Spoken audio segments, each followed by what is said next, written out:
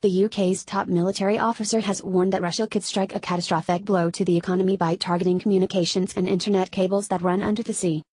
Air Chief Marshal Sir Stuart Peach, the chief of the defense staff, said the lines could potentially be cut or disrupted. The suggestion raises several questions. What do the cables do?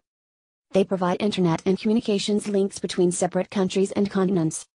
The full network of around 428 cables spans 683,508 miles, 1.1 million kilometers, circling the globe.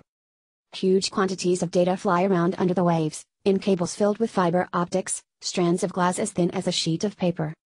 Unfortunately, while their technology is reliable, these pivotal cables are physically fragile. The fibers are encased in steel wire and then coated in plastic, but many cables are still only around 3 centimeters in diameter. Natural disasters can damage them, and even a ship dropping anchor can sever a cord. That's happened before at the port of Alexandria in Egypt, straining connections between Europe, Africa, and Asia. Why are defense chiefs worried? The BBC's defense correspondent, Jonathan Beale, says fears of Russia cutting, disrupting or wiretapping undersea communication lines are growing. Defense and intelligence chiefs cite the country's modernized navy, increased submarine activity and willingness to use information warfare.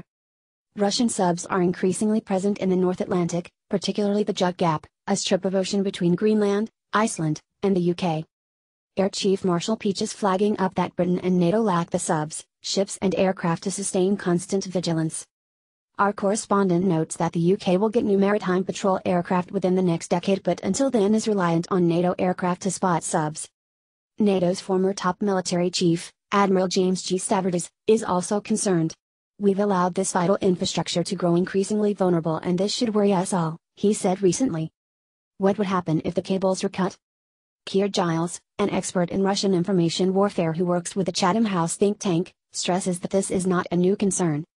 He thinks it's unlikely to happen as the economic fallout would also affect Russia, but it is definitely a scenario for which they are practicing.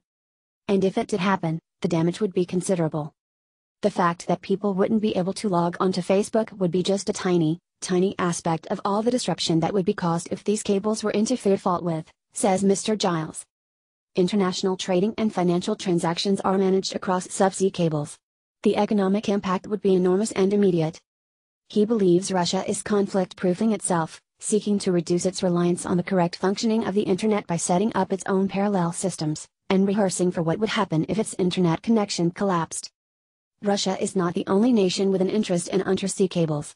During the Cold War, for example, the US attached a recording device to a Soviet cable to learn more about the USSR's submarine and missile capabilities. However, Mr. Giles says it's the only state with an intensive program looking at ways of isolating targets from information.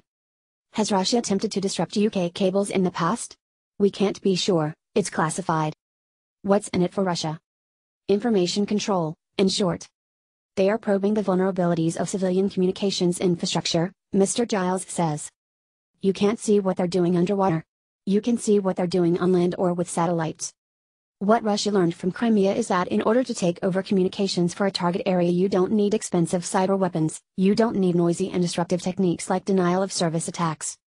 All you need is physical access to the communications infrastructure and telecommunications expertise embedded with your special forces.